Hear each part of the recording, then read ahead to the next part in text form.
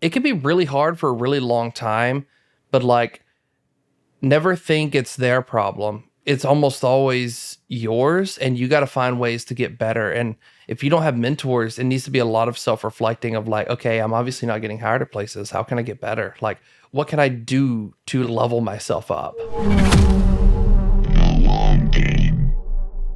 Welcome to the Long Game Podcast. My name's George Bafalukos. And I'm Anthony Turry. In this podcast, we'll be taking a deep dive into the world of game audio. Join us as we explore the careers, challenges, and triumphs of the professionals who craft the sounds that bring our favorite games to life. From composers to sound designers, each episode takes you behind the scenes, sharing the stories and insights of those who play the long game in this ever-evolving industry. Today's guest is Alex Haisting. Alex is a technical sound designer at Team Audio and is currently based in Savannah, Georgia. He's worked on a variety of indie and AAA video games, from Guild Wars 2 and Defect to Wildcard Alliance, Skyweaver, and several unannounced projects. Throughout our conversation, we explore his upbringing in Alabama, learn about how he found his passion for tech audio, and discuss his genuine approach towards connecting with others in the game audio community. Let's dig in. All right, so today we got Alex Haisting on the show. How's it going, man? Good. Happy to be here. Right on. Yeah, no, we're glad to have you as well. It's been a while since we talked, so it's nice to catch up a little bit. Usually how we start these things, we just start with you. Just start from, how you got interested in sound initially, where you went to school, if you did, how you broke into the industry, that kind of thing. So just kind of a background on Alex. Sure. I'm just going to give you like the full background. Perfect. So I guess I grew up doing art. I loved painting. I loved charcoal, stuff like that. I took a bunch of private lessons. And funny enough, my dad played guitar growing up. And I was like, always thought it was cool. And I guess around like 9 or 10 years old, Guitar Hero came out. And I was like, this is awesome. I want to play an instrument. But like, I acknowledged that guitar was probably pretty hard.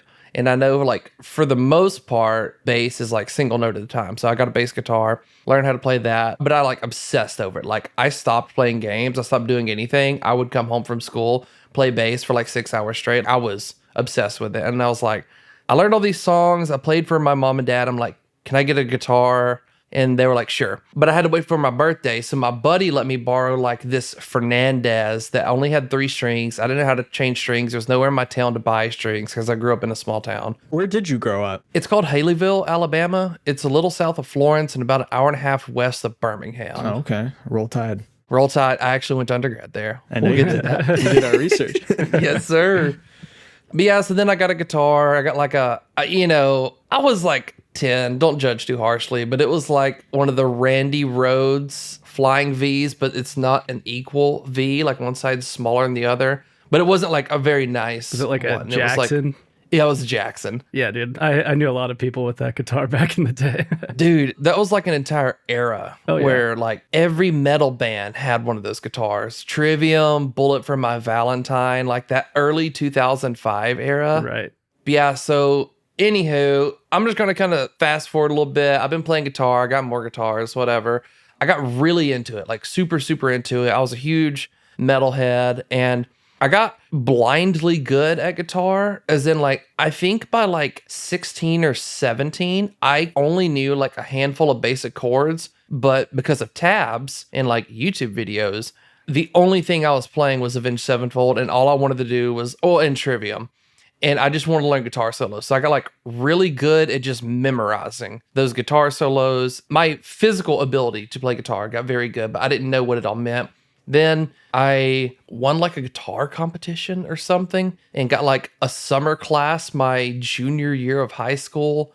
And then coming up in my senior year, I applied for like a local community college. And I think I played like Cliffs of Dover or something. I went like all out, like the whole song. You had to flex. Yeah. I had to flex. I was like, I don't know what my competition is. Lo and behold, small community college, it's not a tremendous amount.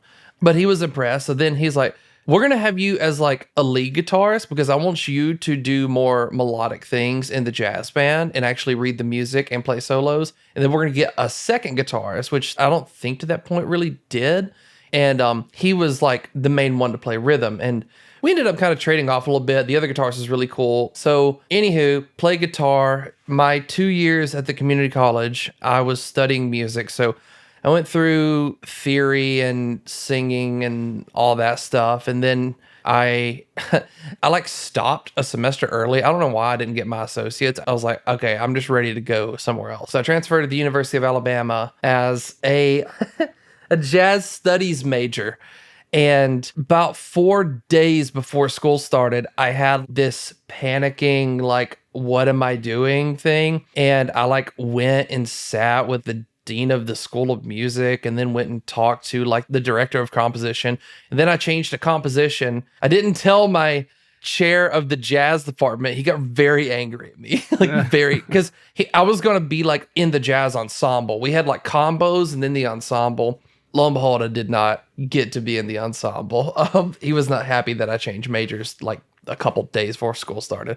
Anywho, now I'm a composition major. They did not take any of my credits hardly, like maybe like 30% of my credits. So I had to go all the way through theory again. I took jazz theory, counterpoint, all this. And now I'm like a junior at the University of Alabama, or I'm almost done with my junior year. I'm like halfway through.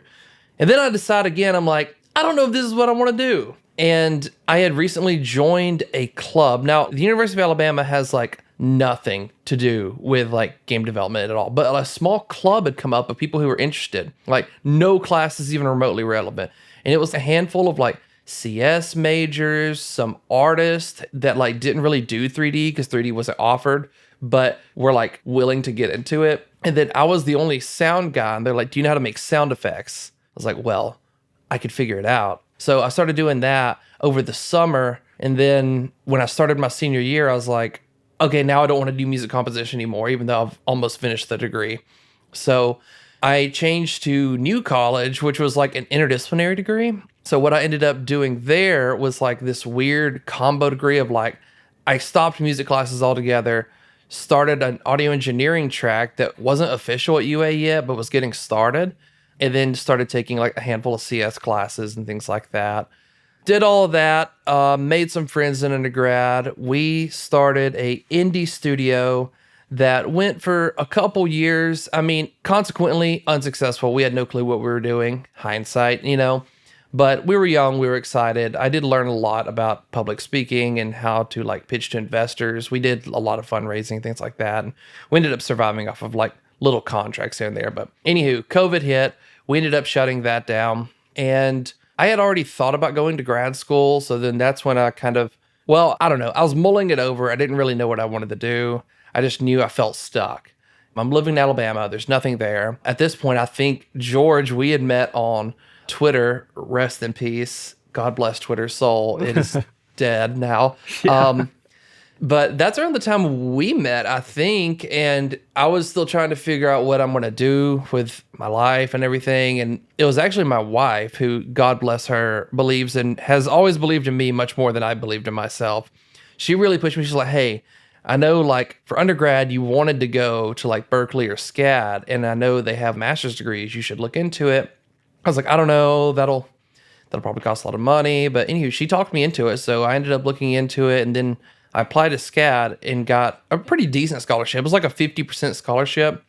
So then it was like, okay, I guess we're doing this. So we moved from Tuscaloosa to Savannah. And then I feel like that was the place that I really kind of found myself and my people, because I'd never had a friend in real life who was a sound designer or even worked on games, really.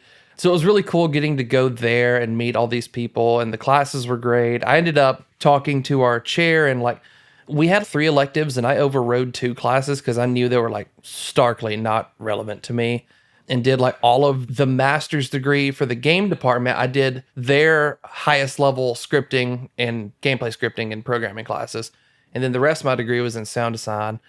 While there, I was like, you know, if I'm going to do this, I got to make the most of it. So like my first year, I like found all these teams that were making stuff, and I did like, what do you call it? Like production audio for 2 films. I did sound design and music composition for like, I think 2 animated films, 1 claymation film. And then the big kicker is I worked on 4 games. All of this was in the first year. And I was really the only one who came in with like pre-existing knowledge of like how to use Wise, how to use Unreal. So that was very chaotic my first year. That was like way too many projects. I did like a lot. But that's a good thing, because it sounds like you bit off more than you could chew while you were in school. Like, that's the time to make the mistakes and go balls to the wall, because if you were actually trying to juggle 4 games as a working professional, it'd be a lot harder to like deliver to that level of quality for different clients or whatever the case may be. So I feel like it's a good thing that you were out there and really active at that time. Totally. Oh, absolutely. I mean, like you just said, like I had a lot of room to mess up and then learn what are like some of the best ways. Because I think the cool thing about doing that many games in a year is like, one was like a VR game. Oh my gosh. Like the name of the game there is optimization, because your headroom is very little on like, I think it was like a Quest 1 we were working on. It wasn't even the Quest 2. And then one was like a skateboarding game. So then it was all about basically vehicle mechanics, but it's a skateboard. And so how to put all that together. And then just normal, like I was the only quote unquote tech sound designer. So I was doing a lot of the stuff in engine, and like either the people running the game or me, I'd pull in like more people to help with sound design. One was like a action adventure game called Cardboard Hero. Yeah, it was just like a bunch of different stuff. So anyway, I'm posting class projects, these games, all this stuff on LinkedIn. I don't know really what did it, but I had a mentor. Back in the day, we had stayed in contact for a couple years. For like the year leading up to this, we'd kind of like fell off. His name is DK Chow, David Kai Chow. Absolutely amazing human being.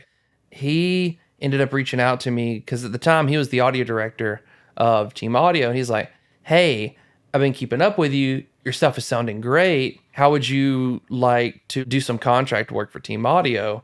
And this is the worst negotiation ever, but I was like, can I barter down and ask for it to be an internship? Because I need one to get my MFA. Right. And he was like, weird. I'm sure we can make it work. I was like, you won't have to do anything but sign a piece of paper at the beginning and the end just to say that I did it. So it was supposed to start like in June or something and go through September. And it started. And then it was like the last day of July, our executive producer, Kat, called me. It was like, hey, how are you enjoying your internship? I was like, oh, it's great. I love it. And she was like, cool. Do you want to work here full time? And I'm like, yes. Like, oh, yeah, that sounds great. So then like I told my professor, I'm like, hey, I ended up like internship kind of cut early and now I'm working there full time. He's like, well, are you going to finish your degree? I'm like, yeah, I want to. So I had like 2 weeks left of summer to plan that out. So then I just kind of like raw dogged the next year, like working full time, finishing my degree, doing a thesis, doing all this other stuff. I think before like I get into like my professional career, I think I really need to like plug going to SCAD a little bit more because the resources there were off the charts. And not just for the sound department, because there's not really a game audio track. I think they're like thinking about making one, but they have a couple game audio classes, but it doesn't get super deep. But if you just like get to know people around the game department, like I had professors, their chair and all that, be like, hey, this person from Xbox is coming. I don't think sound's included on this, but I'm going to get you on the list so you could come. So like the more you kind of like put yourself out there when you're going to school there, like the more people will definitely help you. And I mean, we have guest speakers coming all the time and I got to know a bunch of people. I actually got like a couple internship offers within like the 2 week span of time that I was offered to go to Team Audio. So it kind of worked out well for the long run that I went with Team Audio. But yeah, I really enjoyed my time in grad school. And now I've just been at Team Audio I'm going on 3 years now. Crazy. I started there on like I think it's like a Web3 game or something. It was called Wildcard. And then my longest contract I've had there, which Team Audio is interesting because you can kind of do more than one contract at a time. It all kind of depends on you and how much you can handle and all this and making sure all your commitments are respected appropriately. But then I worked on Guild Wars 2 for 2 years on the dot, actually. I worked on a game that was being developed by Twin Suns Corp. Oh, the newest thing is Defect. That got announced recently. That game looks sick and it sounds sick. Yeah. I know Mick Gordon's doing the music. Oh, yeah. It would be cool to meet him, but I have very high doubts that I'll ever get to do that. I should be like, hey, dude, I also have an H string. I love metal. I feel like I'm missing some stuff. I mean, right now I work with Riot, and I've been with Riot through Team Audio. I've been with them for about 14 months now. Could you explain a little bit of the process of how those contracts work at Team Audio? Because it almost sounds like there's contracts within the contracts. Yeah, it's interesting because like we ourselves are contractors to Team Audio. Like there is no employee necessarily at Team Audio. We're all contractors that renew every year. And within that, there are companies that contract Team Audio, and then Team Audio will put like strike teams together. Okay. And it's kind of course, I'm not in these meetings, but, you know, we get approached all the time from different studios and different projects and just different things going on. And it's just like a balancing act from our leadership to see like, okay, how many people would this project support? Is it worthwhile? What is their budget?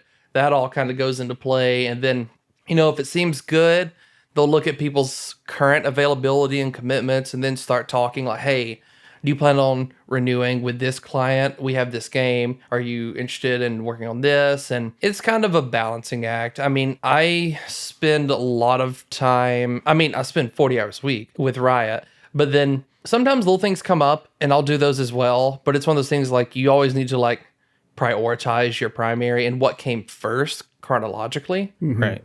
Yeah, there's been periods where I work like 40 with one client, 20 with another. And then I'm a part of our like team tech. So that's all developing tools and things like that we're working on. I saw one of your questions you sent me was talking about re-speech. God, I wish I could talk more on that. But like I joined team tech when that was basically already done.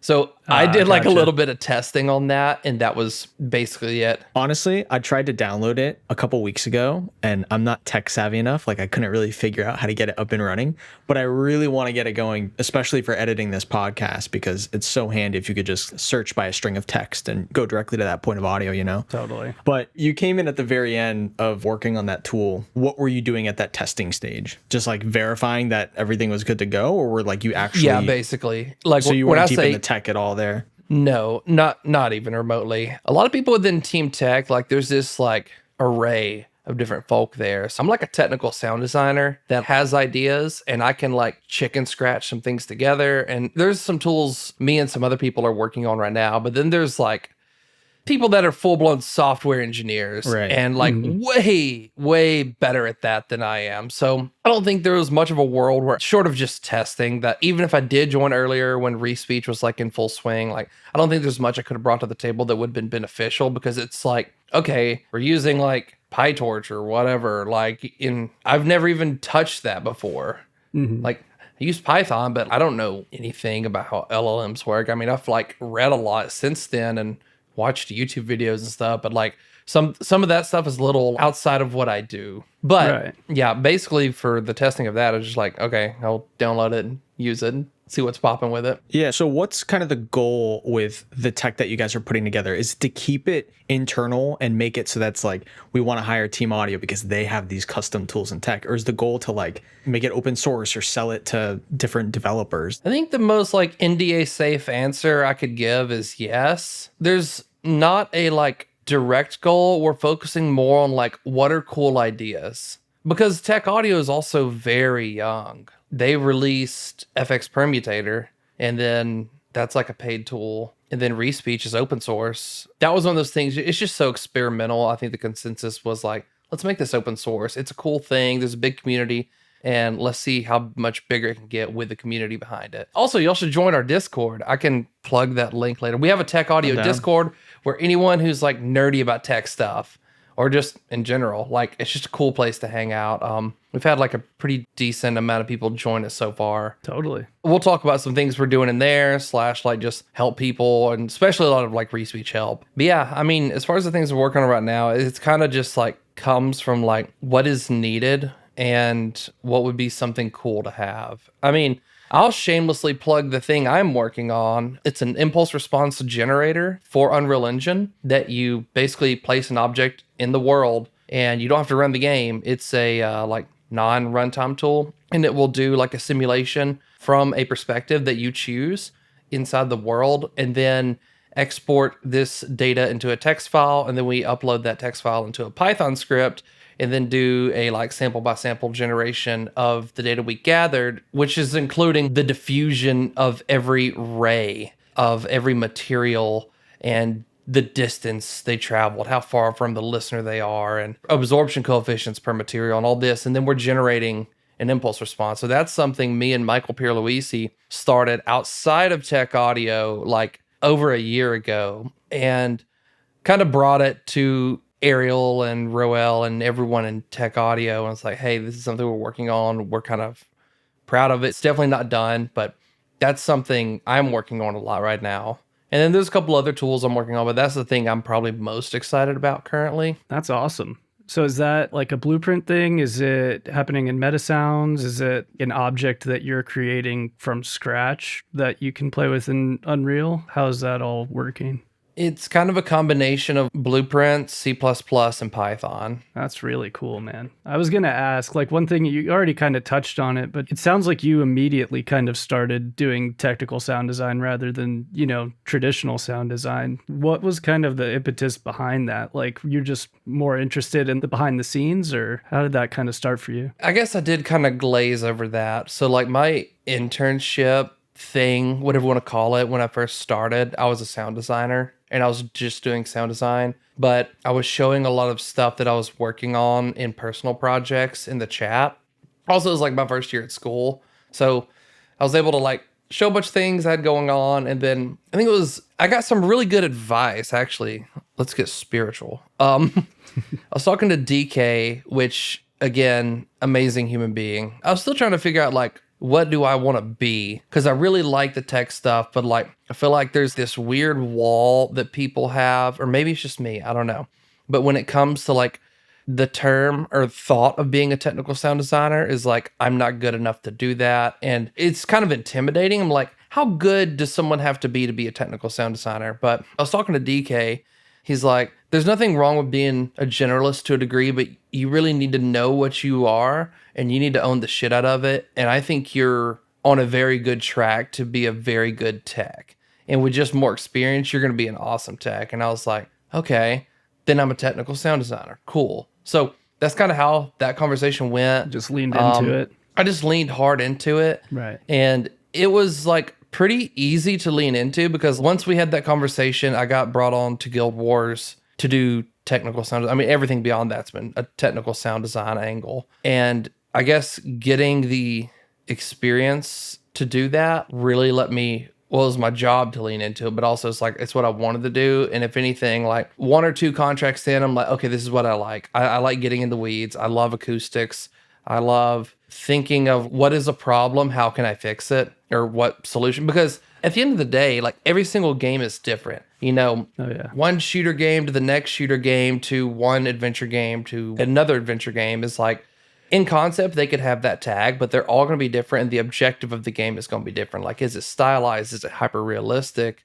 And I think about things like Delta Force. There's a character called Hat Claw, which I have not worked on Delta Force. It's a cool game. I like playing it. Hat Claw's ultimate ability turns on this tracker for all enemies within proximity, and it's like literally drawing paths to them on the ground. I'm like, oh, that's cool. They're totally using the navigation mesh on like a 0.5 second update, tracking where your location and the nearest enemies are and like showing you where they are.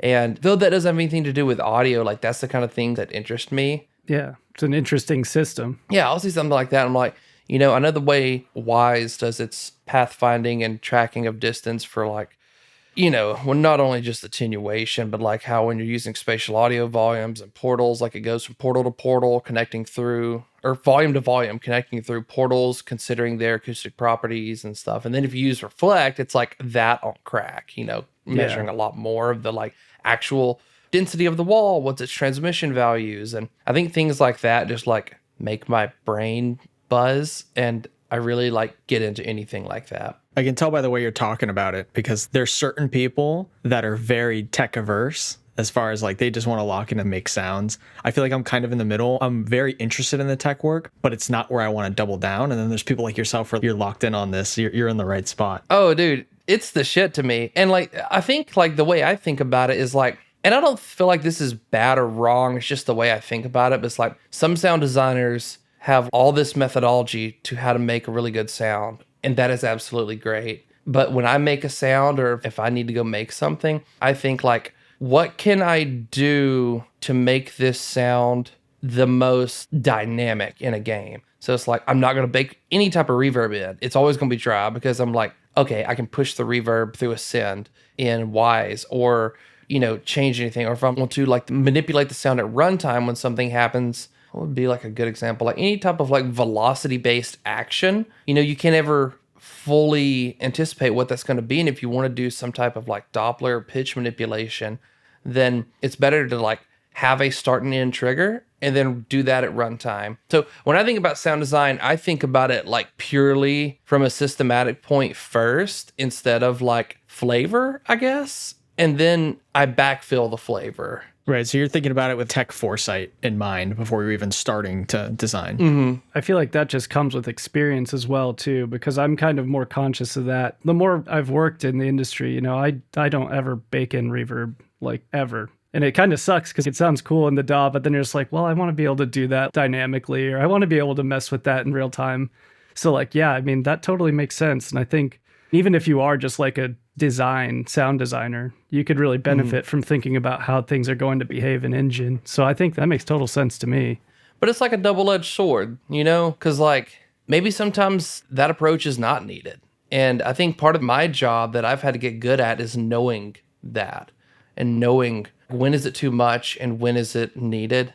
And I think that's a big part. Like one of the contracts I worked on, it was kind of rapid fire, very short. They need a lot of work really quick. So I actually did like zero sound design at pure tech.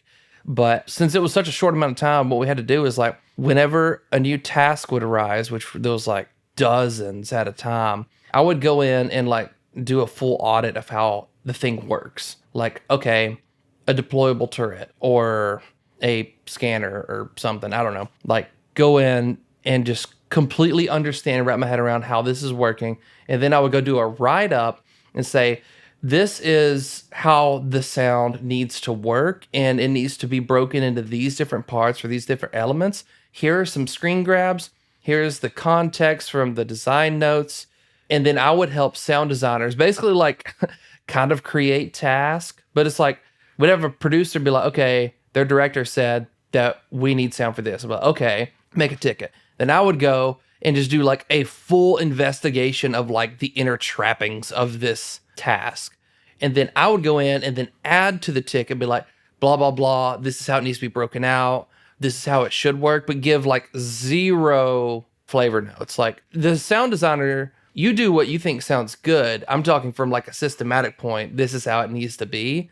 And that worked out really well. That was kind of my first real experience getting to like work with a team in that context where it's like, okay, it's not just a dependency for me to put something in, but it's a dependency to make sure these 4 other sound designers know what needs to work. And like, if I don't do this and then they work really hard on something and then I go to implement it and then figure out like, I'm either going to have to change a bunch of code that I didn't write or they're going to have to change it. It's like, I'm just wasting their time. So me getting to be kind of that middleman, that like second step after like, hey, we need this, and then go to them, then come back to me, that ended up cutting down a lot of time needed and ended up empowering them to make something really interesting and creative instead of just a single baked asset. And then it kind of allowed me to also take it a step further because I'd be like, okay, this like has a wind up. Do you want that to be baked in or do you want me to do something in Wise for you? For like, what do you want it to sound like? And I could try to like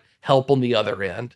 Mm-hmm. And so my entire role is kind of a bridge either way. And I kind of like that because it has me not only getting to collaborate with designers that like from a design standpoint are significantly better than me, but also like I get to collaborate with technical artists and game designers and all these different people that like I think what they do is super cool and I'm super into it, and I get to learn a little bit about what they do while also making sure audio is empowered at the same time. And I'm sure they learn a lot from you, because having somebody to worry about the tech frees up their mental bandwidth to just focus on the creative aspects of what they want this to sound and feel like. Because I've worked on teams where we didn't have that, and I wish I had someone like you in the middle ground that would have freed me up to do other things. So yeah, I mean, I'm sure that makes you a great asset, not only for them, but also the programmers too, because you could probably communicate a lot more effectively with them than the sound designers might be able to that are a bit less skilled in the tech department. Yeah, I love it. I think it's a ton of fun. Like I was kind of like gushing about earlier and probably haven't stopped. I think the concept of everything is a new problem every time, and I have to find a means to an end. Or not a means to an end, but like a good solution to an interesting problem is, I think, what makes it so fun getting to do all these different contracts and work with different clients, and even working on a game for an extended period of time. It could be on paper you're doing the same thing 5 different times, but your approach is different every single time. I think it's just always something new, and it always is a new challenge, and I really enjoy that. Yeah, I mean, it sounds like you're kind of wearing 3 hats. You're like kind of a producer, kind of a consultant, and then a technical sound designer in that context. And like having somebody wear those hats, I think in any game context would be like a massive, massive benefit to the project as a whole. Because so many people just don't understand what goes into audio and what has to go into audio for it to actually sound like a professional video game. And a lot of times, estimates are short, or, they just don't know what they don't know. And that's not their fault. It's not their job to know those things, but it's ours to know those things, and to have somebody in between production and then the sound design saying like, this is how we need to like prepare your assets so that I can do what I need to do. That's massive. Oh, yeah, absolutely. I want to wrangle the conversation back to your geographic location in the US, because you are one of the only other people that I know that live on the East Coast. The few others that do, they're up in New York, which like there's Rockstar, there's Avalanche Studios group up there, but you're in Georgia, I'm in Florida. Like there's not really any studios down here. So how does your day-to-day work as far as supporting Riot since they're on the West Coast? I try to work their time. It's all very loose to a degree. And it also depends on the client too. So the way Team Audio works is like Riot sent me a computer. Like I have a Riot email. I'm basically a Riot employee. So, they have all these meetings throughout the day that I need to go to. So I need to be there. So for Riot, I typically get up and get going. I mean, I'll get up around like 9:30 or something, because they're not going to be on till 11. And I'm kind of a night owl as it is. So I'll like get up, make coffee, take the dogs out. I've got 2 little weenie dogs, by the way. I love weenie dogs. They're super sweet. Long hair, Chidi and Pablo. But yeah, just kind of get going in the morning, log in, get on the VPN, do all that stuff, work throughout the day. And there's sometimes, I won't feel good or whatever it may be. And again, it all comes down to the client. Like luckily Riot is absolutely amazing. And if I'm like, hey, I'm feeling sick or I don't feel good, they're like, oh dude, just take off, whatever. Like, and then I'll work on Saturday or whatever it may be to catch up on hours if I'm behind. Or if I got something coming up, like I got to take off 2 days later this month because I'm going to do a thing at SCAD. So I'm just going to work a couple extra hours, a couple days out the month, and then kind of make up for the 16 I'm going to be missing. And yeah, but it's like, you can't just like not work a day, like just like go completely ghost mode on people. At Team Audio, we have like request forms for out of office and everything. And, as long as it's not like, hey, I want to like go on a hike tomorrow and I'm sending it the day before, it's like, okay, that's a little inappropriate. But if it's like, hey, I got a doctor's appointment in 2 weeks, or hey, I got whatever. It's pretty casual to a degree, but yeah, I do think there's like structure there. And do you ever find that you're left out of any conversations being a contractor with Riot? Because I know previously when I've worked for certain AAA studios as a contractor, there are certain meetings that for whatever reason, logistically, like you're not allowed to be in. You don't get the meeting invite, but everyone else on your team gets it. Have you ever experienced anything like that working with different clients with Team Audio? With some clients, yes, there can be some walls, but some clients are not. Like using Riot as an example, I get invited to everything. Design meetings, like literally anything it could be other than like, I don't know, like senior manager level budget planning meetings, not that, but like anything that is relevant or even adjacently relevant, or maybe not even relevant at all, I'll get invited to. So yeah, they are great at communication and making sure I'm never out of the loop. Some clients, again, like you said, kind of like have their walls up, and tasks will just kind of trickle down, which does make it a little bit harder sometimes. But for the most part, I don't know. I guess a weird answer to the question is like, it depends. Yeah, I figure. I guess since you're working with Riot, you've worked on Defect, you're working on all these sick games. If there's one game you could work on, what would it be? Oh man, I do have a dream game. Another Brothers in Arms game from Gearbox. Oh my God, I loved those games. Road to Hill 30, Earned in Blood, Hell's Highway, Brothers in Arms D-Day for PSP. I actually have that sitting around here somewhere. They even had like a mobile game back in the day on like old phones. I just loved those games. Like, it was so fun to me, and I would love if there was ever to be another one to get to work on that. But I feel like that PS2, PS3 era where there was like so many different shooters. There's like Medal of Honor, Brothers in Arms. It wasn't just like Call of Duty and Battlefield kind of like dominating the FPS hyper-realistic shooter market. Like there were so many other games, and they were all fun in different ways. oh, dude, like I just miss that single player, very visceral like storytelling that we just don't get anymore. I mean, yeah, Call of Duty has some good story modes today still. I really liked Call of Duty World War II. I think that was like 2017 or something. That had a good story. All the new Modern Warfare ones do too, but like I just feel like back in the day, story mode was the game, right? Right. And I get we live in a different world, but like I do long for that sometimes because we still get story games. Like, don't get me wrong, like Bethesda and Naughty Dog, and I'm super excited about the new Naughty Dog game. That was like always my favorites. Yeah. The Last of Us, all the Uncharted. I remember like being 11 or 12 years old. I was working construction with my grandfather like all summer when I was out of school with the intention to save up money to buy a PS3.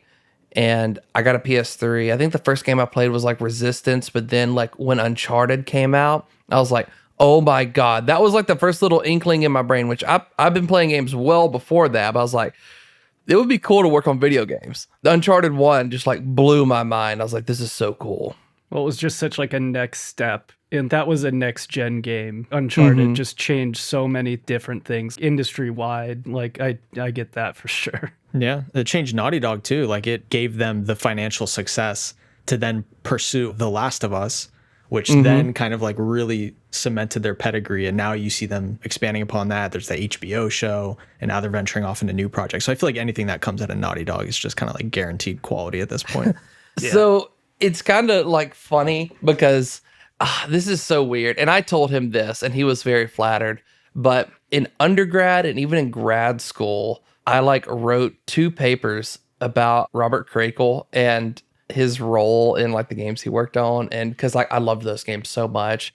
And then last GDC, he was there and I like reached out to him. We ended up having coffee. And it was kind of cool because it's like, I've got a job at Team Audio. I'm very happy. I've got a couple titles under my belt. Nothing even remotely compared to like all the amazing things he's done. But it's like, I was nervous and he was just talking to me like a peer. And I was like, eventually I calmed down a little bit, but I was like, this is so cool. Like getting to talk to this dude. It's like everything with me growing up, like that inspired me, you've worked on, and that's crazy. But then even now, like I'm working with a game designer at Riot, and I was talking to him, and I'm 30. He's a little bit older than me, but he was like, yeah, I worked on like the Guitar Hero games. And I'm like, oh my God. Like, you know, trickle back to like what I was talking about 40 minutes ago. It's like, that was one of the important steps that started all this. I'm like, that's so cool. Like, yeah, I don't know. It's cool. And that's another thing about like getting different clients and meeting a bunch of people and being that integrated is like, you just meet all these people that are either your age or older who have worked on things that probably inspired the shit out of you. And, you know, I think the thing like took me a little bit to realize is like in my mind when I was struggling and I wasn't in the industry is like what seemed so impossible. These people felt like gods, rock stars, like in my own eyes. And then you end up working with them and it's like, not saying that they're not amazing, but they're just people. Like there's absolutely zero difference. So that's kind of like one of the coolest things I feel like getting to work on a bunch of stuff like this is like, oh, neat. They're now my peers to a degree. I still feel very below them, but to a degree, I'm gonna be bold and say my peers. Yeah, dude. I mean, I think we all kind of just gotta like cross that bridge with the imposter syndrome at a certain point when you're just like, we are doing the same things. You might have done it a little bit longer, but like we are peers. Like, and it sounds weird to say out loud. And there are people that I really respect and admire. And I just, it's just a bridge we all kind of got to cross at some point. Mm-hmm. But yeah, I kind of wanted to switch gears a little bit before we wrap up and just talk about like networking and something that you did when we first met that kind of surprised me. So when you got hired at Team Audio, I messaged you on Twitter and I was just congratulated you. I'm just like, how did that kind of transpire? I was just curious, like kind of how you kind of got your foot in the door there. And you're just like, oh yeah, dude, like you want to just hop on a video call like tomorrow? I'm just like, I would love to. And that just kind of took me back. And then we hopped on a Discord call just like this. And you were super cool. It was the first time we ever really talked in person. But you said you'd done that with other sound designers that you admired before. Just, hit them up, see if you had a little bit to talk on a video call, which is, takes some courage. So like kind of what was your thought process on that? I don't know. My wife always jokes that like on my character chart, I am like maxed out in charisma. You got that Southern charm. I'd agree with her. I guess. I just really like to talk to people, and I don't know. I've just like always really liked talking. And maybe I should attribute it to some of like me growing up in the South and like being hospitable. And I don't really know what it is. And I'm sure to a degree it's my family, my grandparents, my mom and dad, the way they raised me, be nice, respect others, blah, blah, blah. But I was never a shy child. I loved talking and meeting people. And I think there's like a couple people I met in grad school that really like shocked me with how much every person is like an asset. And I really didn't like that. I think like one of the biggest things in the industry is like, whether you're down bad or you just want to meet people, like making friends, like is like the biggest thing. I love going to GDC because I get to meet a bunch of people and I get to talk in person and just meet a bunch of people. And like, even like this past year, like I'm not searching for anything. And even when I was searching for things, I wouldn't like heavily push, like, can you please hire me? I love you. I just like to meet people and talk to people and learn from people. I think that's the biggest thing is like making friends is one thing and like having peers, but then also like understanding like the case with DK. When I got introduced to him, I wanted to get to know him better because he seemed really nice from our introductory call. But also like I kind of just asked him, I was like, hey, I don't really know what I'm doing. You have a tremendous amount of experience and you're really nice. Like, can you mentor me? Can I like ask you questions as I go through this journey? And I think that's another important thing is like remembering that they're people at the end of the day, making friends, and then having like a no strings attached mentorship where they don't ever feel pressured that you're going to like want something from them. I mean, I got lucky and it happened to be DK who had offered me a job, but I think having mentors that like really like you from the friendship you started and are willing to invest in you and help you into your own success, I feel like is the most valuable thing you could have. Because like I've made a lot of those along the way. Mentors, peers. I mean, I still have mentors that I talk to regularly. And even when I turn 50 years old, I'm sure I'll still have mentors. But also it's a give back thing.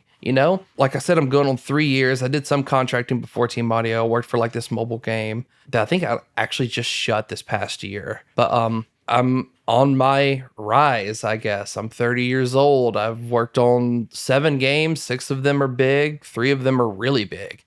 I am nothing like Ariel Gross or Kat Winsek or Roel Sanchez or Kyle or anyone at Team Audio that's in leadership. Like, I see them as gods. They've been doing it for a while. They've got really good experience and they're just brilliant people.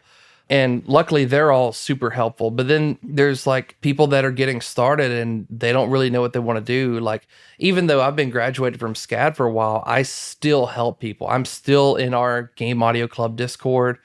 And at any point, like the way I hopped on a call with you, I do it with like students all the time. I'm like, But I really just don't understand this, or like I'm having a hard time figuring out what I want to do. And I'll ask them like, what makes you happy? Like like say if I asked you to work on this, like, how do you feel about that? I really like helping people and like helping them find their way, because I had people that helped me find my way, and I'm still finding my way, you know? So I think it's kind of like I don't know, cyclical thing. It's like going back to what I mentioned earlier about the people I've met that treated other people like transactions. That's bad. And people can smell it. Like you said, you picked that up in school, and just how gross and ugly that feels. Like it's just not the way to carry yourself, you know?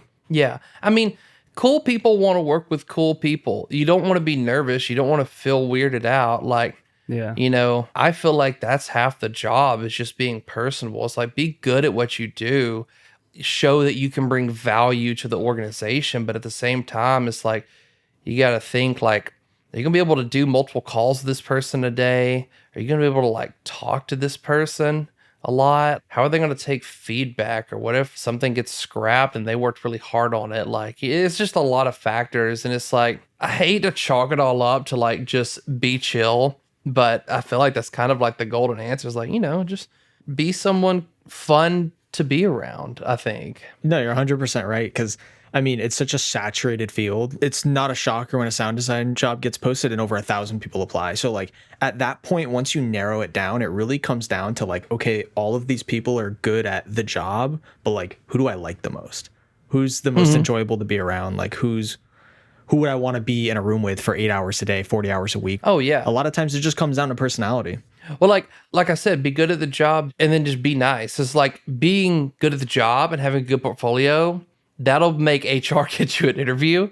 And then being a nice person will probably get you the job, or being someone nice to be around. So it's kind of like a two-part system. One thing that's really nice that like I've gotten a lot of, I don't know if it's relief or solace, but working with this many people directly or even indirectly, or just meeting people.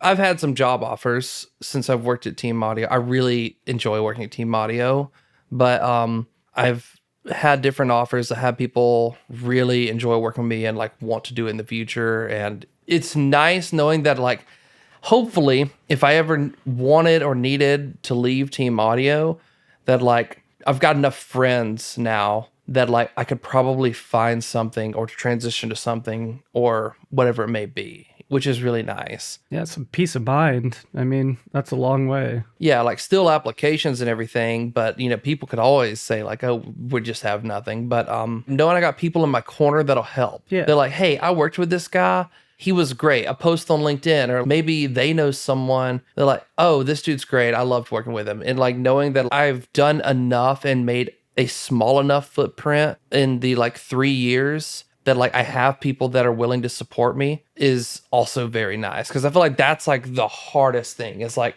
getting your first job and then meeting people and then like having friends and people that's like, if they ever were down bad or if you're down bad, it's like, oh, I worked with this person. Oh, I actually know people over here that are looking for someone. Like, you know, having people in your corner that will help you is also really nice. Cause like, I feel like getting a job was like the hardest thing in the world. Yeah. I feel like another thing for whoever listens to this, like I like did not get a great paying job until Team Audio. And that wasn't until I was almost 27.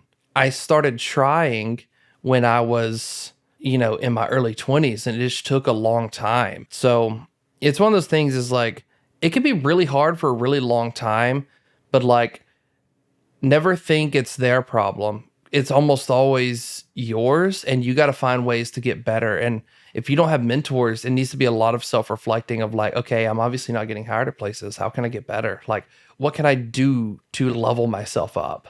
I mean, I just want to say I love that when you were talking to the students, you mentioned pushing them towards like, what do you love to do? Because that's the biggest thing. Like every example you gave where you were like talking to students and they wanted to have like a heart to heart or like get some direction.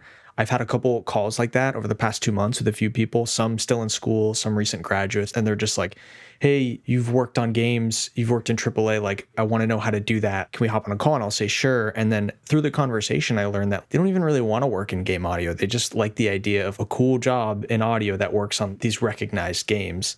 But once you start talking to them a little more, like, what do you really like? They say like, oh, well, actually, like, I think I want to work on movies, or I think I want to work in animation, or I want to work on TV shows or music. You can learn a lot through just like genuinely asking someone, what do you want to do? Because some people, maybe they have external pressures, or they want people or their parents to like feel proud of what they do. So they try to go down like a regimented path, but like it really just boils down to, what are you most passionate about? That's what you're going to excel in if you double down on it. It's as simple as that. Oh, absolutely. I mean, like, passion's also half the game, like we were talking about.